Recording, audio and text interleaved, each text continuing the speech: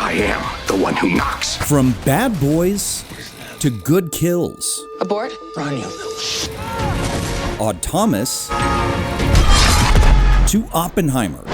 New Mexico has been home to hundreds of celluloid achievements and new media masterpieces. It's all I ever wanted to do as a child. And for the past 2 decades, it's been able to support the livelihood of thousands of New Mexicans, like key grip Tyler Gendron. When I was 10, I used to make little James Bond movies. And you'd go to the counselor and they'd say, what do you want to do when you grow up? Well, I want to work on Hollywood movies. But in recent years, that dream has taken a turn south. So the film industry in New Mexico is similar to the film industry nationwide and globally. And we have experienced a global contraction recently. And married with that is a slowdown in production domestically. So that's sort of a double whammy, which means that we saw a pretty big decrease in production over the last previous 2 years. Filmmakers like Tyler have been struggling to make ends meet for quite some time now. And what was once a robust industry bringing in millions of dollars is now a shell of its former self, with a drastic drop-off in work for both on-screen and behind-the-scenes New Mexicans. I mean, there's a very clear mark in the sand of what the slowdown was. Melanie Kirk has worked as a producer and production manager on projects like The Really Loud House, A Really Haunted Loud House, Silk Road, and the Netflix series Trinkets, which won her a Daytime Emmy in 2020 for Outstanding Young Adult Series. Before COVID, I was going from show to show pretty much. In 2018, I was able to work all over. I started working in New Mexico, then I did a show in LA, then I did a show in Portland, then I came back to New Mexico to do another show. So, that was 2018, 2019 were really big years. Kirk took time away from the business in 2023 to have a baby, and during that time, not one, but 2 major setbacks occurred in the industry. In May, the Writers Guild of America went on strike. Then 2 months later, SAG-AFTRA followed suit with their own strike. Not as many shows, not as many movies got the green light after that strike. That slowdown is echoed by New Mexico-based actors as well, like former SAG-AFTRA local president Mark Comstock. It's night and day. It's from like 2 to 6 auditions a month to 2 and 3 or 4 months.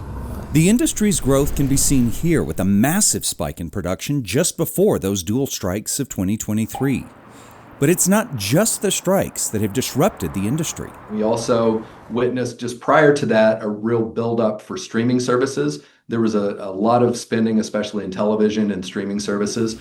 That has lessened and is sort of shaking out. And then there has been more production going internationally to the UK, Australia, and some other jurisdictions. And this disruptor might be one of the most difficult for proponents to tackle. The Canadian Film or Video Production offers a tax credit of 25% on eligible productions on top of provincial incentives that can then stack to offer anywhere from 45% to 60% rebates for qualifying productions.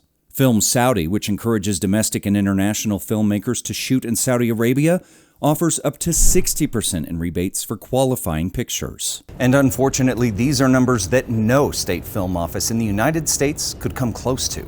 I think you've got to take a harder look at the film industry and see where we're actually lacking. I mean, because of the strike, because of some AI stuff, because of 2020 and everything, there's been a lag. I mean, the film industry has completely changed in the last 5 years. Film incentives have always been a point of contention when it comes to state lawmakers.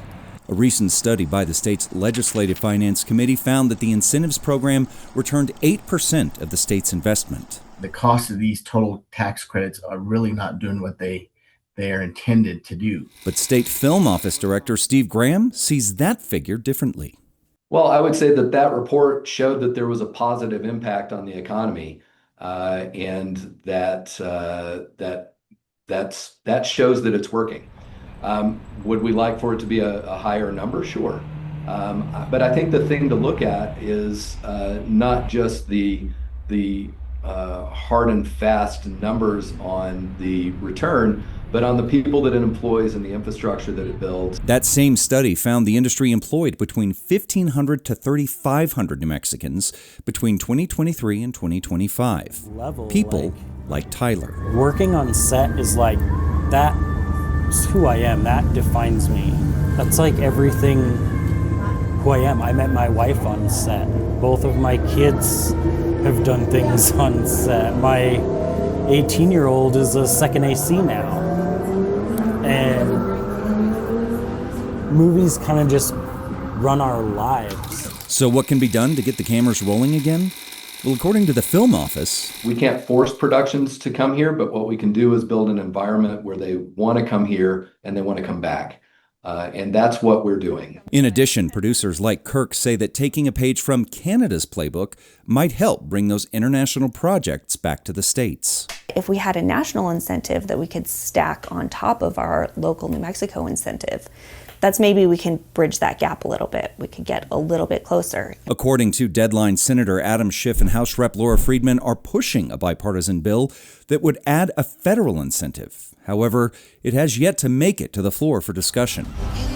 In the meantime, Kirk says there are ways for New Mexicans to support the industry that has brought in millions of dollars over the years. What you can do right now to support New Mexico film is to watch the projects that were made in New Mexico. Post those shows on your social media.